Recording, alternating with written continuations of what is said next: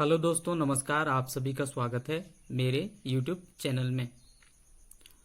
तो आज मैं बताने वाला हूँ, हम पढ़ने वाले हैं छत्तीसगढ़ का सामान्य अध्ययन का दूसरा चैप्टर, जिसमें हम लोग पढ़ेंगे छत्तीसगढ़ का प्राकृतिक विभाजन।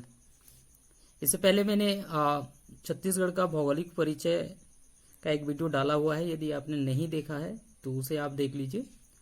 और मेरे YouTube चैनल में प्राकृतिक विभाजन से भी एक टॉपिक जो है पहले से वीडियो डला हुआ है। आप वो भी देखना चाहें तो वो भी देख सकते हैं। लेकिन अभी के एग्जाम के हिसाब से, परीक्षा के हिसाब से पुनः जो है और एक बार इसको समझ लेते हैं, छत्तीसगढ़ का प्राकृतिक विभाजन। साथ ही साथ यदि आपने जो है टॉपिक से रिलेटेड आपको क्वेश्चन या क्विज जो है हल करना है या नोट्स देखना है आपको किसी भी टॉपिक से रिलेटेड, तो आप मेरे ब्लॉगिंग पेज पर जा सकते हैं, मेरे वेबसाइट पर जा सकते हैं, है ना। मेरे वेबसाइट का जो एड्रेस है, URL है, वो www.gkhindicg.in पूरा लिखना होगा, है ना। www.gkhindicg.in वो गूगल सर्च इंजन में इंडेक्स नहीं होने के कारण वो पूरा नहीं लिखेंगे तो नहीं दिखेगा, इसलिए पूरा आपको URL देना है। तो gkhindicg.in, तो ये यहाँ पर आप जा सकते हैं। तो वहाँ पर आपको नोट्स और क्विज दोनों मिल जाएंगे। आप यहाँ पर टॉपिक को समझ लीजिए और फिर वहाँ पर जाकर जो है आप क्या करें, क्विज दें, प्रश्नों का हल करें, जवाब दें, तो आपका कॉन्सेप्ट क्या हो जाएगा, क्लियर हो जाएगा। तो चलिए शुरू करते हैं छत्तीसगढ़ का प्राकृतिक विभाजन। तो सबसे पहले समझते हैं कि प्राकृतिक विभाजन होता क्या है और इसमें पढ़ा क्या जाता है जनरली। किसी भी भूभाग का प्राकृतिक विभाजन मतलब जो प्रकृति ने विभाजित किया है। मतलब प्राकृतिक विभाजन मतलब सीधी सी बात यह है कि कहीं पर पर्वत है, कहीं पर मैदान है ना, कहीं पर पठार है। तो जनरली प्राकृतिक विभाजन में हम लोग मुख्य रूप से पर्वत कहाँ पर है, पठारी है या नहीं, मैदान कहाँ पर है, इसे ही हम लोग क्या कहते हैं, प्राकृतिक विभाजन कहते हैं। और प्राकृतिक विभाजन में जनरली हम लोग यही पढ़ते हैं, है ना। वहाँ की पठार की मिट्टी कैसी है, मैदान की मिट्टी कैसी है, मिट्टी कैसा है, वनस्पति किस टाइप का है। तो ये पूरा का पूरा चीज जो है हम लोग किस में पढ़ते हैं, प्राकृतिक विभाजन में पढ़ते हैं। जब भी आप भूगोल पढ़ेंगे, चाहे आप भारत का भूगोल पढ़ेंगे या विश्व का भूगोल पढ़ेंगे या कहीं का भी भूगोल जब आप पढ़ेंगे, तो जैसे प्राकृतिक विभाजन आपको समझना पड़ेगा कि कहाँ पर पर्वत हैं, कहाँ पर पठार हैं, कहाँ पर मैदान है। जैसे भारत में सबसे बड़ा मैदान है गंगा का मैदान, गंगा यमुना का मैदान, है ना। हमारा जो द्वीपीय जो है, प्रायद्वीपीय पठार है। तो प्राकृतिक विभाजन में मतलब आप ये समझ लीजिए कि मैदान कहाँ पर है, पठार कहाँ पर है ना, पर्वत कहाँ पर है। ये इन सब चीजों को जिसमें पढ़ा जाता है उसको बोलते हैं प्राकृतिक विभाजन। तो छत्तीसगढ़ का यदि हम प्राकृतिक विभाजन करें तो मुख्य रूप से इसको 4 भाग में बांट सकते हैं, है ना। कौन कौन सा, पूर्वी बघेलखंड का पठार, जसपुर का पाट प्रदेश, छत्तीसगढ़ का मैदान, दंडकारण्य का पठार, ठीक है। पर इसके हिसाब से बांटे तो मुख्य रूप से कितने भागों में बांट सकते हैं, हम 4 भागों में बांट सकते हैं, है ना। थोड़ा सा ये मैप करके मैं आपको बता देता हूँ, ड्रॉपलेट ऐप से ही मैप बनाऊंगा, ठीक है।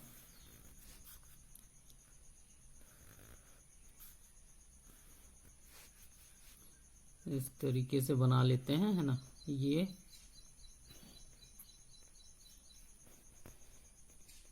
चलिए इस तरीके से समझ लेते हैं।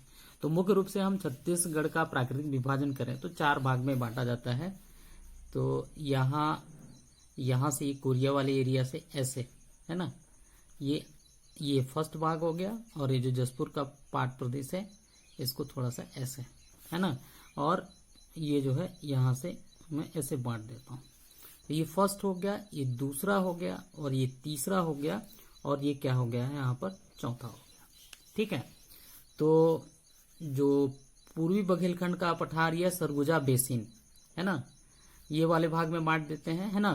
तो पूर्वी बघेलखंड का जो पठार है वो कौन कौन सा जिला शामिल होता है, कोरिया, सूरजपुर, बलरामपुर और सरगुजा का थोड़ा बहुत हिस्सा, ठीक है, सरगुजा का थोड़ा बहुत हिस्सा जो है पूर्वी बघेलखंड का पठार या सरगुजा के बेसिन में शामिल होता है। ठीक है, और बलरामपुर का पठारी प्रदेश, सरगुजा का पठारी और जसपुर का, ये तीनों मिला के जो बनता है वो होता है जसपुर का पाट। तो पूर्वी बघेलखंड का जो पठार है लगभग जो है ये छत्तीसगढ़ के कुल क्षेत्रफल का 16% है ना। पूर्वी बघेलखंड का जो पठार है छत्तीसगढ़ का कितना परसेंट है, लगभग 16% है। और जबकि जसपुर का जो पाट प्रदेश है ये कितना परसेंट है, 4% है ना।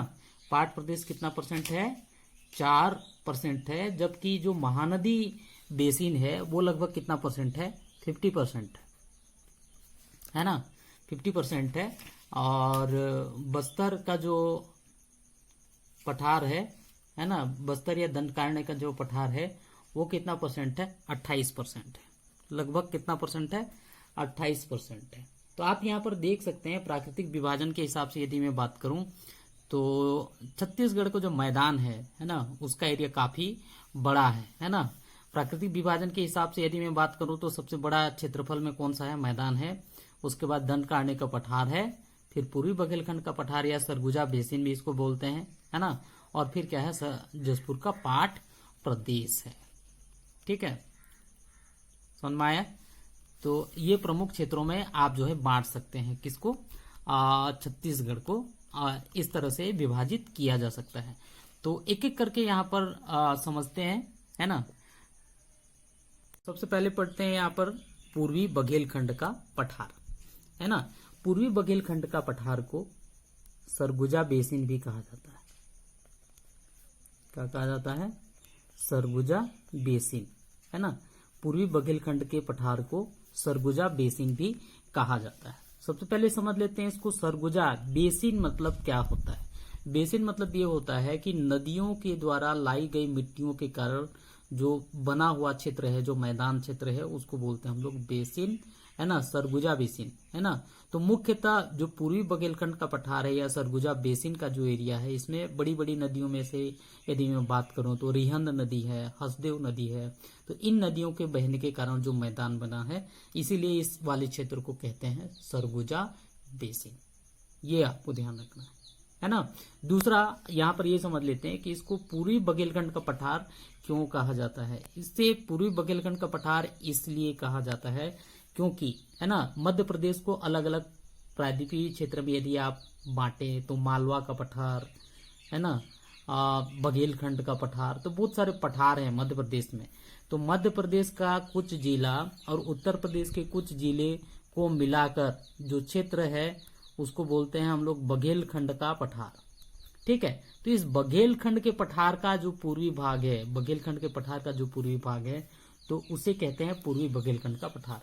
तो यहाँ पर आपको पता है कोरिया, सूरजपुर और बलरामपुर, और उसके वाला जो एरिया है वो बघेलखंड का ही एक भाग है, ऐसा माना जाता है।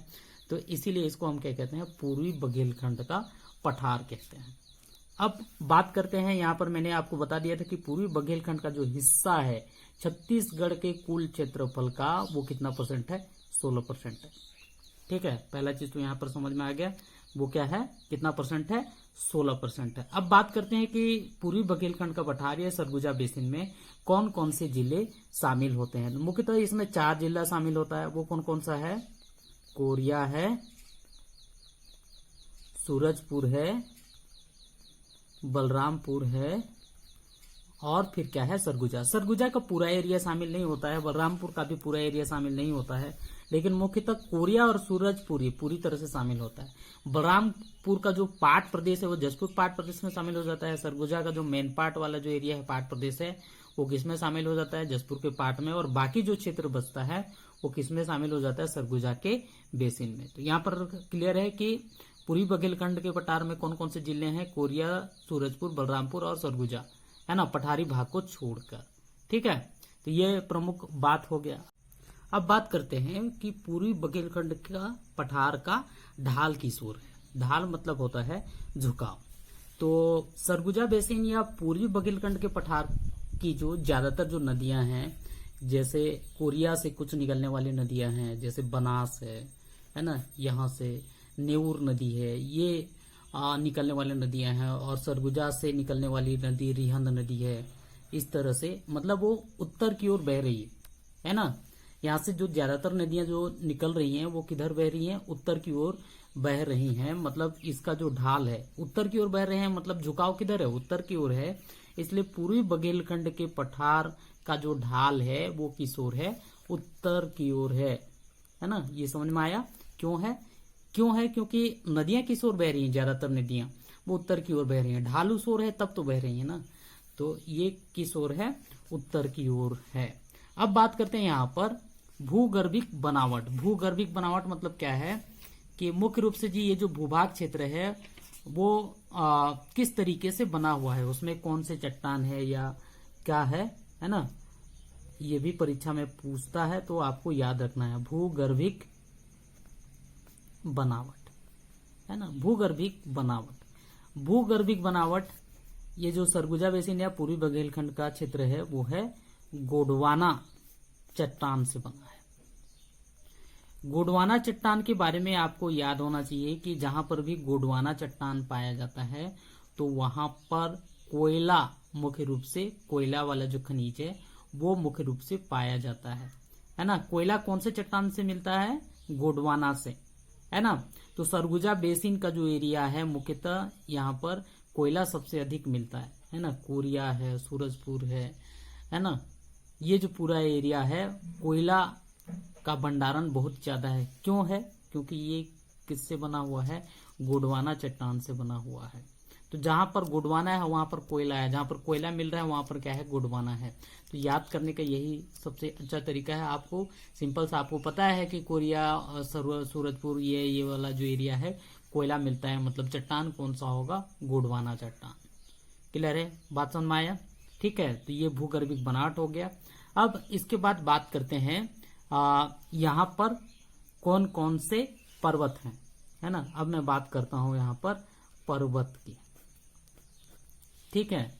तो पर्वत की यदि मैं बात करूं, है ना, तो यहाँ पर मुख्य रूप से देवगढ़ की पहाड़ी जो कि कोरिया में है, जहां से हसदेव नदी निकलती है ना।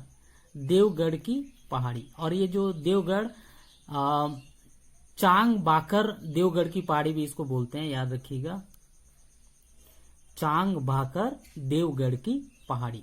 और ये जो पहाड़ी है ये पूरी तरह से चांग बाकर देवगढ़ की जो पहाड़ी है पूरी तरह से ये 3 जिले में मुख्य रूप से ये फैला हुआ है। कौन कौन सा, कोरिया, सूरजपुर और बलरामपुर, है ना। पर्वत का नाम क्या हो जाएगा, चांग बाकर देवगढ़ की पहाड़ी, है ना, या देवगढ़ की पहाड़ी या चांग बाकर देवगढ़ की पहाड़ी, आप दोनों बोल सकते हैं, ठीक है।